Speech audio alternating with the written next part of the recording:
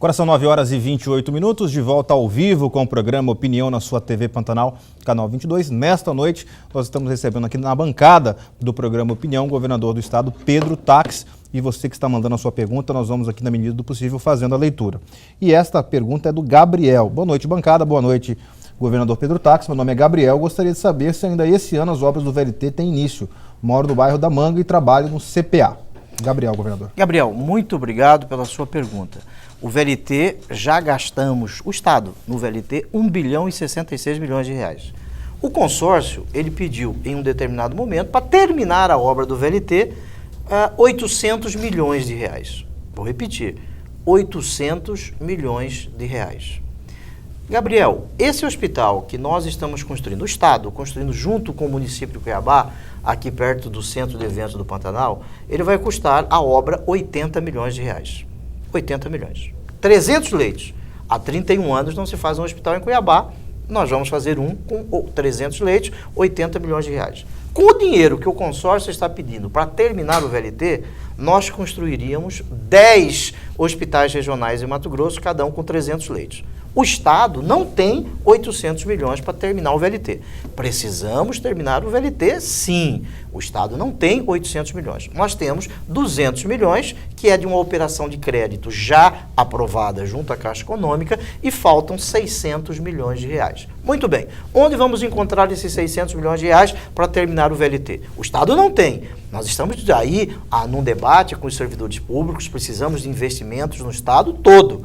Nós fomos ao Ministério das Cidades para que a União Federal nos ajude a terminar o VLT. Conversamos com o ministro Bruno Araújo, junto com o deputado Nilson Leitão, para que nós possamos receber 600 milhões da União e terminar a obra do VLT. Aí, na obra do VLT terminado, digamos que a União empreste mais 600 milhões de reais para terminar o VLT. 600 milhões. Nós vamos colocar mais 200. Terminamos a obra do VLT. Aí o Estado vai precisar gastar 46 milhões de reais por ano para manter o VLT. Muito bem. Compraram, Gabriel, 40 vagões. 40 vagões. Estão lá perto do aeroporto. 40 vagões. Você sabe quanto tempo quando que nós, o Vale do Cuiabá, o nosso VLT precisará de 40 vagões? Daqui a 30 anos. Nós precisaremos de 40 vagões. Hoje e até 30 anos para frente, 30 vagões é o suficiente. Nós temos 10 vagões que podem ser vendidos. Cada vagão, 15 milhões de reais. 150 milhões de reais, estamos buscando fazer isso. Agora, eu pergunto, é populismo construir o VLT desta maneira? Não é uma irresponsabilidade com o povo de Mato Grosso? Não é uma falta de vergonha na cara daqueles que defenderam o VLT naquele momento? Eu não vim aqui para contar mentira. Eu também não sou daqueles que fica rodando o toco. Nós vamos terminar a obra do VLT. Agora, se o Estado de Mato Grosso hoje tivesse 600 milhões em caixa, eu não terminaria com este dinheiro o VLT. Eu construiria um hospital regional em Porto Alegre do Norte, outro hospital regional em Tangará da Serra, outro hospital regional em Comodoro ou Pontes Lacerda, construiria escolas, construiria postos da Polícia Militar e delegacias de polícia, construiria isso com esses 600 milhões de reais e continuaria a buscar 600 milhões de reais junto à União Federal. Professor Lorenberg, é a sua vez. Governador, o senhor falou na segurança pública, acabou de falar a respeito. Por favor. Teve duas perguntas que eu ouvi quase que cotidianamente durante este final de semana, com a violência que pegou todos nós de surpresa. Grave, pelo menos a população. Grave. Isso.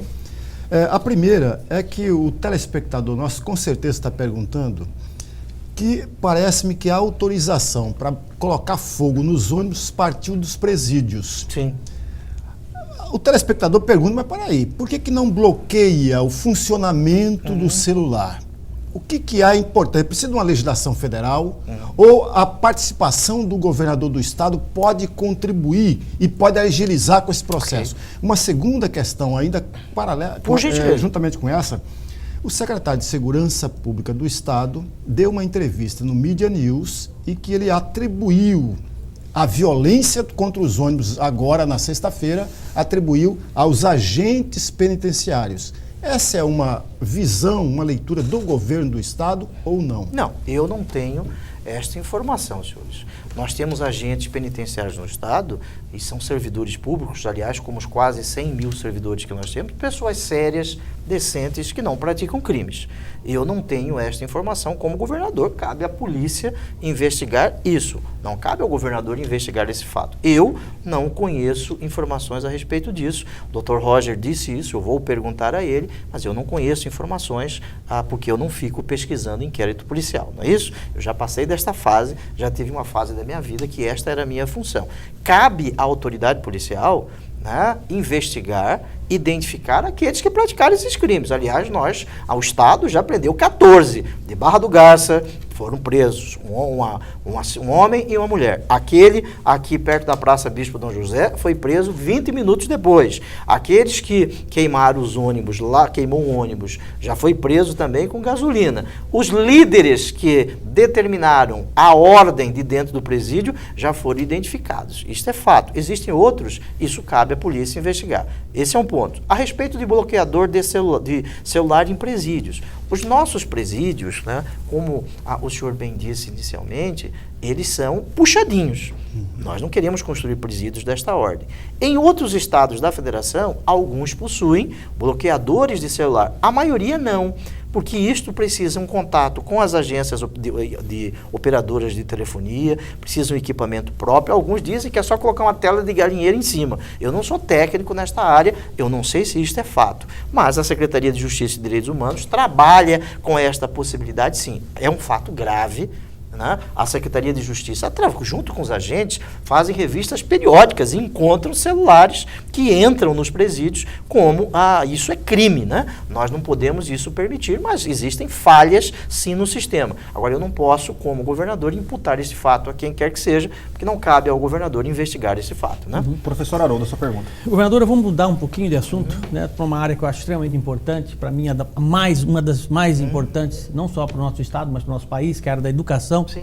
Recentemente o governo apresentou um projeto que eu particularmente achei espetacular, conheço o projeto, sei que é um projeto bom para o estado, sei que é um projeto bom para as escolas, né? Mas infelizmente eu acho que houve um pouquinho de precipitação nesse processo todo e faltou um pouquinho de chamar os gestores educacionais para que pudesse compartilhar esse processo todo da implementação da PPP nas escolas, nessas 75 escolas. E recentemente o senhor disse que se não quiserem, não vamos fazer.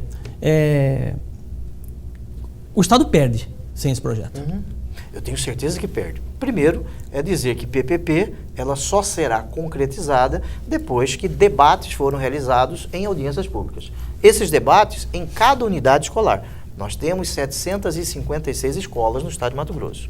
Aqui em Várzea Grande, nós temos algumas que são em prédios alugados. Nestes prédios alugados, nós faremos audiências públicas com a comunidade escolar. Professores, profissionais da educação, com os pais dos alunos, com os alunos, para discutir a PPP. Eu não posso discutir a PPP no segredo. Eu não posso dizer assim, olha, eu vou fazer PPP e discutir isso num quarto escuro. Eu tenho de dizer que nós desejamos fazer a PPP, desde que tenha esse debate. Isso é um fato. Eu não posso guardar um segredo, o Estado não tem segredo, né? O Estado vigora o princípio da publicidade. Estas audiências públicas serão realizadas nas escolas. Se a comunidade escolar não desejar isso, não será feita a PPP. Agora, eu defendo sim, e não tenho vergonha disso, a PPP debatida, o projeto debatido nas escolas. Agora, eu sou contra a mentira. Alguns disseram que isso se trata de privatização. Qual é a diferença, governador, para o nosso telespectador entender? Entre terceirização, privatização e PPP. Qual é a diferença, amigos? Privatização é se você for cobrar mensalidade nas escolas, né? Nós não vamos cobrar mensalidade na escola porque a Constituição da República proíbe isso e eu sou contra. Eu venho de uma escola pública, estudei na escola Lenine Povas, Liceu Cuiabano, escola técnica. O secretário de Educação, Marrafon, estudou na escola Oscar Soares, lá em Juara, né? Lá em Juara. Muito bem, sou contra privatização das escolas públicas. Nós não podemos acreditar em mentira. O senhor que é pai, que é mãe, que está me ouvindo, nós precisamos construir escolas novas. O Estado não tem recurso para isso. Uma escola nova custa mais ou menos 6 milhões de reais. Depende do projeto, 18 salas, 6 milhões de reais. Estou dizendo em média, 6 milhões. O Estado precisa construir 10 escolas, 60 milhões de reais. Eu não tenho esse dinheiro. Aí você debate a PPP naquela comunidade escolar, a comunidade aceita a PPP. Aí lança-se um edital do projeto da escola. Alguém ganha o projeto. Aí lança-se o edital com debate a respeito da PPP, quem vai dar o menor valor que o Estado paga por mês para que a iniciativa privada construa a escola, o prédio. A iniciativa privada vai construir o prédio e vai colocar vigilância no prédio, segurança no prédio, a limpeza do prédio. Quem vai tratar do pedagógico ou melhor, são os professores. Vai dar condições para que o professor possa... Hoje, imagine, o diretor da escola do Liceu Cuiabano, não é isso? Dona Maria Miller, Liceu Cuiabano, que tem mais de 100 anos essa escola. O diretor perde tempo tratando da descarga que não funciona, da quadra que está com goteira.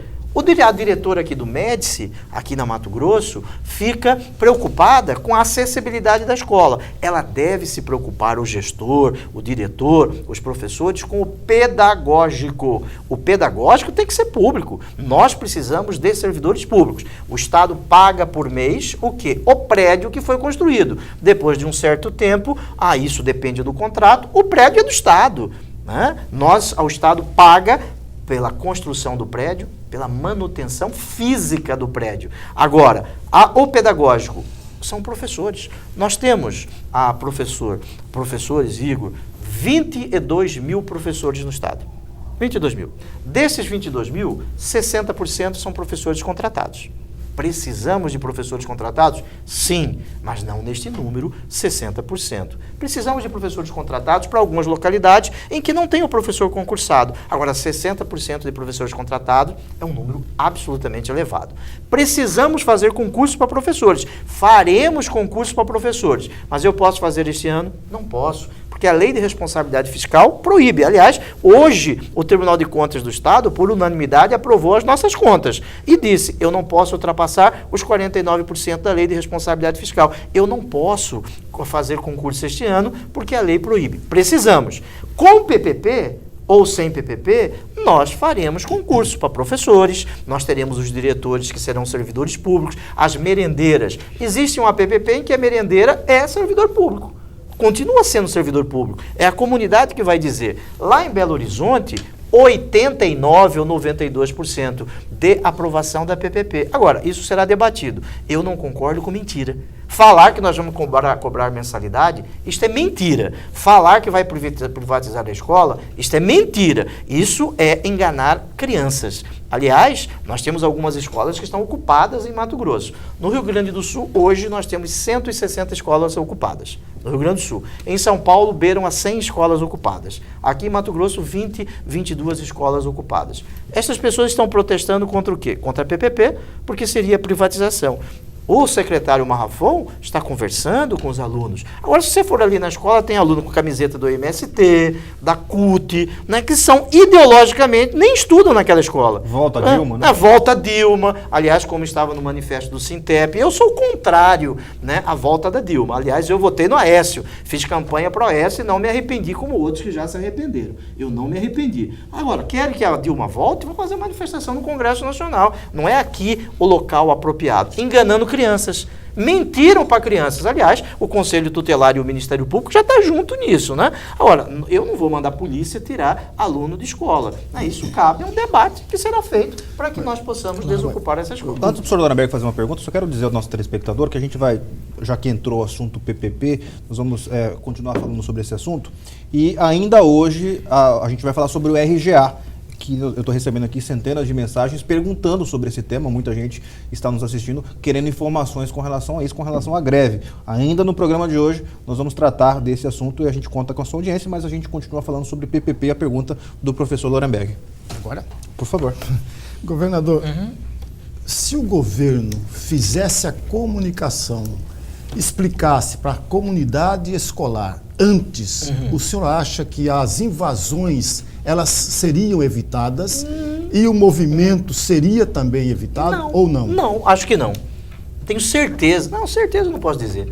Mas penso que não, porque esse é um movimento político de mentira. De mentira. Eu, professor, na democracia, cada um de nós pode ser contra ou a favor. Por exemplo, eu sou contra que o Brasil se transforme em Cuba.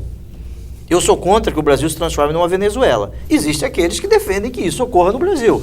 Eu respeito as posições, mas não concordo com elas. Eu sou contra entender que o Brasil é um país que vista a camisa vermelha. Eu sou favorável ao verde, ao amarelo, ao azul. Eu sou favorável a isso. Mas eu respeito quem entende que o Brasil tem que ser uma república a mais ou menos como Cuba. Eu tenho, como governador, como cidadão, como um democrata, de aceitar essas posições. Agora, nós não podemos mentir para crianças, mentir para adolescentes, mentir para ninguém. Eu não posso contar mentira, né? Imagine o Sintep, distribuiu vários cartazes dizendo que eu quero privatizar a escola. Isso é mentira, porque eu sou o contrário. Se eu fosse favorável, eu falaria. Aliás, eu fui eleito com 58% dos votos para implementar o programa de governo, não é isso?